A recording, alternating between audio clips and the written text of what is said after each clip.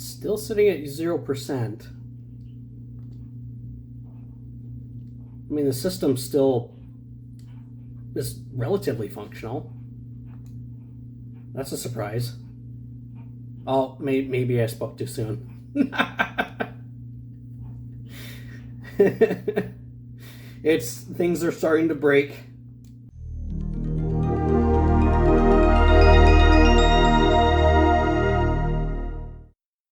Welcome back to another video.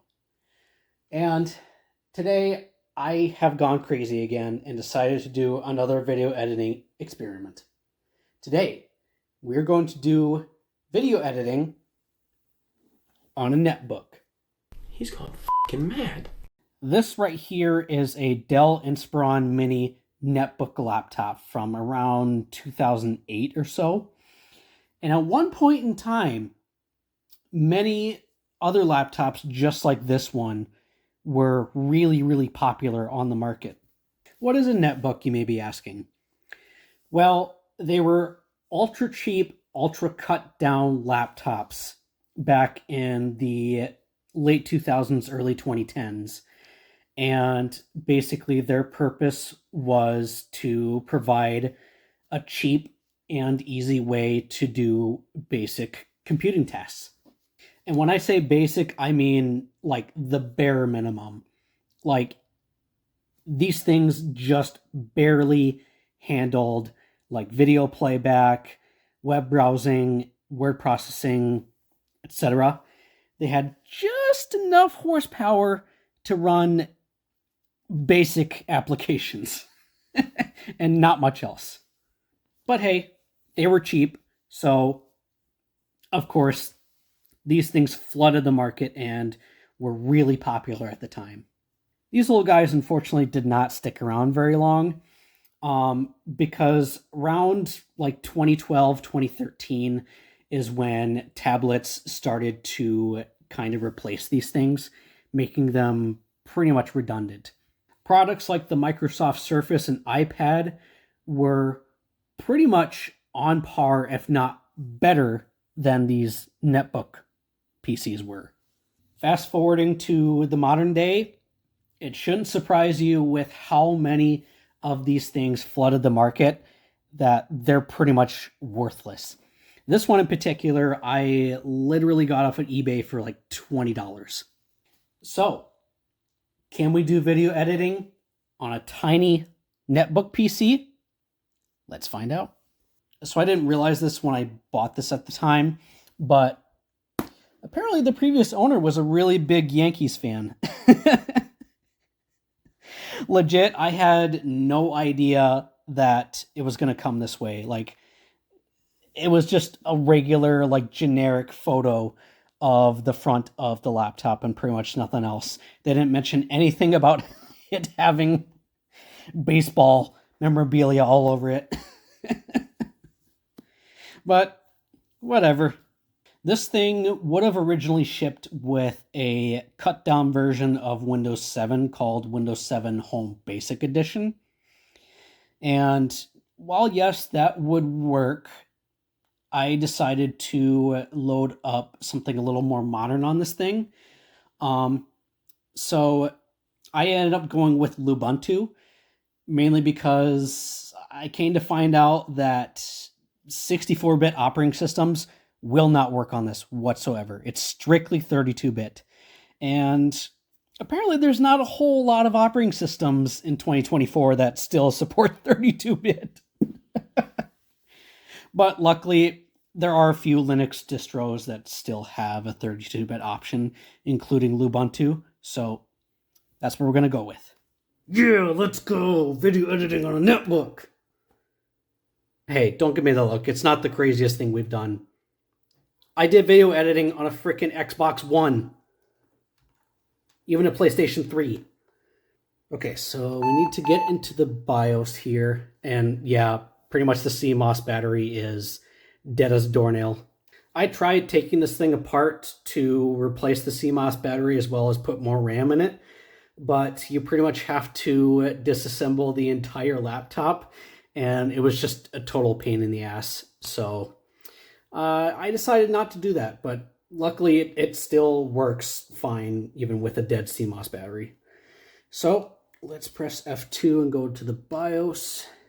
Okay, let's see what we got. So, of course, like I mentioned before, since the CMOS battery is dead, it thinks that it's 2008 again, and we're in the middle of a housing crisis. BIOS version A06. We've got an Intel Atom N270 clocked at, looks like 1.6 gigahertz. I'm not entirely sure what type of Atom processor that is. Let me look that up. I'm hoping it's at least a dual core, maybe. Oh no, it's a single core. And I don't think it even has hyperthreading either. Oh, that's not good. Oh, this may be a bit of a challenge.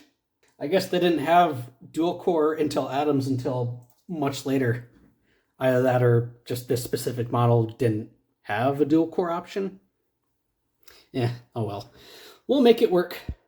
And then we've got a total of 1 gigabyte of memory. I think this thing takes up to 2 gigs, and I would have put more memory in this, but it takes DDR2, and I didn't have any extra on hand. And plus, like I said, with the CMOS battery, in order to upgrade the RAM, you also have to get down to the system board, and it's like on the back of it too, so it's not easy to get to. So I just said screw it, and 1 gigabyte should be okay. And then I put a SSHD hybrid drive that I had lying around. For those of you who don't remember, before SSDs became popular, there was at one point in time that there was a product that was kind of in between SSDs and hard drives, where it was a regular hard drive, which in this case is 500 gigabytes, but then it also has built-in NAND flash memory of 8 gigabytes, and that can be used for like a bootloader or for like booting up like a smaller operating system. I pretty much have everything pre-configured to boot from the hard drive, and like I said, I already have Lubuntu loaded up on this thing. So let's get booted up. And here we are. It actually wasn't too bad. It took about maybe 45 seconds to boot up. So it's not terrible for a hard drive. I have seen worse. System program problem detected. Do you want to report the problem? No, because I don't even know what kind of problem that we have. Okay, that was a little weird. So the video editor that we're going to be using is OpenShot, mainly because it was the first one that I found that works on here. So I'm sure it'll work. Hopefully. It takes an awfully long time to load up. Oh, there we go. I mean, it loaded faster than on the Raspberry Pi 3, if you recall us trying to do video editing on that. The window is so big that it doesn't even fit on the screen. I want to say the resolution of this screen is like 1024 by 768, so it's not the highest resolution. Oh, there we go. So just like we've done with previous video editing endeavors, I'm going to go record some test footage. I'm basically going to try and do 3 resolutions. We'll try footage at 720p, 1080p, and then just for shits and giggles, I figured we'd try 4K as well. Highly doubt it's going to work on this, but hey, for my own amusement as well as yours, we're going to try it anyway. So, I'll be back momentarily. We've got our footage. Let's import it. Let's see. Oh, there is a USB port on the side. All right. Sweet. There's our flash drive. And we are just going to copy all of these. Wow, that's surprisingly quick for USB 2.0. All right, first up, we have 720p video. So let's import that file, import it into the timeline, and see if it plays. Where is our sound?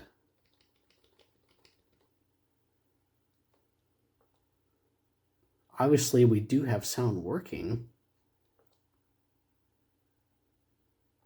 But yet, at this... Oh! It is working.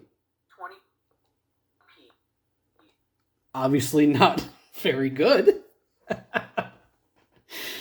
It should not be a surprise that it's already struggling even with 720p.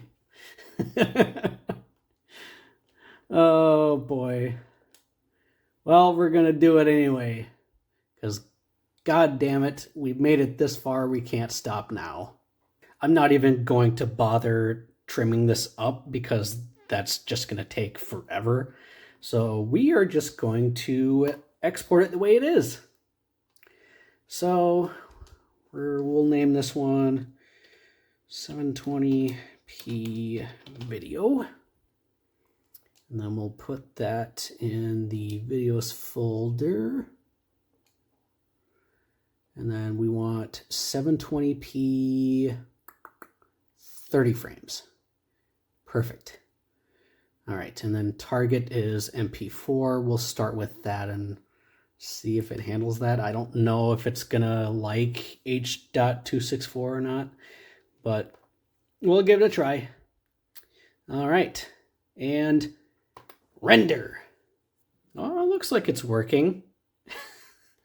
We still haven't even passed 0% though. Oh, we just hit 1%. Oh my god, this is gonna take forever. Ain't nobody got time for that. Also, I don't think I mentioned earlier, but this thing has no fans in it whatsoever, so it's like whisper quiet besides the hard drive. And yeah, I I can already feel that this thing is heating up quite a bit, so that Until Atom is just being slammed right now. Actually, can we pull up a task manager? I just want to see how this thing is doing. Yep, we're pretty much using half of our RAM and the CPU is slammed at 100%. Oh boy. This poor thing. This is like watching paint dry. Yeah, I don't think I'm going to record this whole thing. This is going to take too long, so I'm going to save your sanity and mine as well and just cut to when this finally finishes. Well, that took a century and a half to render out. I'm not even joking. That took about an hour and a half for a 48-second clip to fully render out in 720p. I feel like this is a sign of things to come. But here's our finished video. So, oh my god, camera. Sorry about that. All right, let's play it back in VLC player and see how it plays. Recording footage at 720p. Oh yeah, we're back in 2009 again. Okay, the audio plays perfectly fine, but the video is like, yeah, huh. Yeah, so it plays the audio perfectly fine, but the video is like super stuttery. I feel like that quote from Arrested Development, Michael Bluth saying, well, I don't really know what I was expecting. Let's kick things up a notch. Let's do 1080p. So we'll drop that into the timeline. Judging by how much it was struggling to play the preview at 720p, I'd have to imagine that it's going to be even worse at 1080p. But let's give it a shot. Now we're moving up to 10. Yep. Exactly what I thought. Oh my goodness. Well, let's render it out anyway. So we're going to name this one 1080p vid. And then we want to choose, let me see, I think it's up here. 1080p, 30 frames per second. All right. Let's see how long this takes to export out. Wow, that ended up taking even longer. I didn't time it, but I'd have to guess it probably took a solid almost hour and a half to render out that 1080p clip. But let's play it back. Judging how much it struggled with playing back the 720p clip, I'd imagine it's probably going to struggle with this as well. Now we're moving up to 1080p, and things are already looking much, much better. A lot more clear. Well, I mean, the audio plays perfectly fine. We're still having the issue of it's just a still image. So it's like, I don't know if it's just issues with playing back with VLC player, but it may be an issue where it's rendering out the audio, but for some reason, just somewhere, some way, it's somehow screwing up rendering out the video itself. Saving the best for last, or in some ways the worst for last, we are going to attempt 4K on this thing. So, yeah. All right. Here it goes, nothing. Dragging it into the timeline and see if it plays back. Oh my god, it's so slow. It's playing back at probably at least maybe half a frame a second. I don't hear any audio yet. Unless it's trying so hard to play back the video, it's like struggling with playing back the audio as well, maybe. Because yeah, I don't hear anything. Huh. Well, let's render it out anyway. Here's our 4K video. We're gonna put it in the videos folder with the rest of our videos. And let's see, let's find the 4K option. I know it's here somewhere. I don't know if, yeah, there we go. 4K Ultra HD 2160p at 30 frames per second. Let's see how this thing handles it. And we are away. It's still sitting at 0%. I mean, the system still is relatively functional. That's a surprise. Oh, maybe I spoke too soon.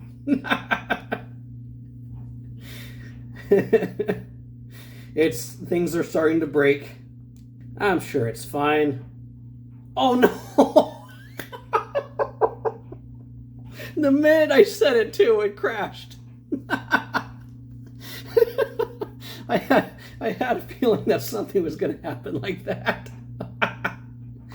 Oh my goodness. This poor netbook. Well, you know, we just have to try it again.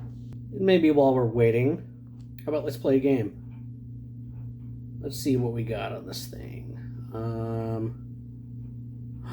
We got Super Tux. Cool. Let's play that. I'm surprised this is playing at all while it's rendering out a video. Like, this is actually really, really surprising. Oh, look at that. Like, when there's nothing going on and I'm just, like, sitting still, like, it's perfectly playable. Huh. That is very surprising. All the while it's rendering out a video in the background. That's crazy. Let's just see how our video is doing so far. I think it might still be stuck at 0%. Oh, we moved to 1%. Oh, we're making progress. Sweet. No! God damn it, it's as soon as I say it. As soon as I say something, it's just like, nope. Okay, we're gonna give this one more try, and if it doesn't work, I am gonna throw in the towel. Attempt number 3. Yay. Okay. I'm not going to say anything. We're just going to let this thing do its thing. We're not going to touch it until either it finishes or it crashes.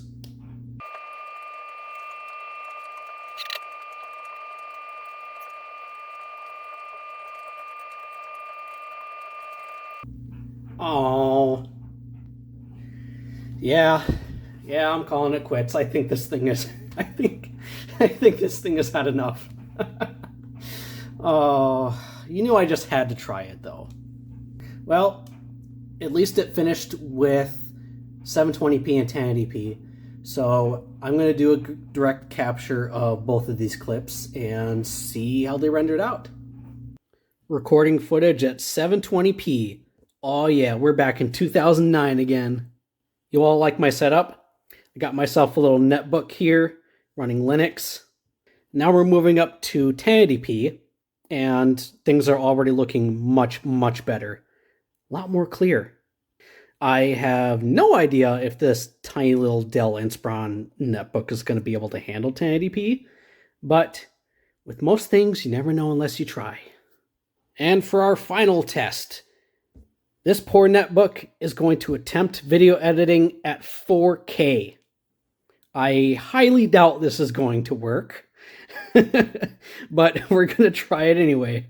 I can already see this thing screaming at me saying, "No, please, don't make me do 4K video editing, you diabolical mother." So, can you do video editing on an old-ass netbook? No, not really. Well, I mean, if this is literally, for some odd reason, all you had, and you only rendered out your videos in 720p or lower, I guess you could maybe make it work, but barely. Or if you're like me and want to torture yourself with dumb computer projects. New York Yankees laptop, more like New York Jankies laptop. Don't laugh at that. That was terrible. I can definitely see why these things did not stick around back when they were brand new and relevant, because even back in those days, basic applications struggled on these things, even by 2009 and 2010 standards. So this will probably be the last time I'll ever touch this thing, but I figured it would make a really interesting video. So, thank you all for watching my dumb experiment, and I'll see you next time.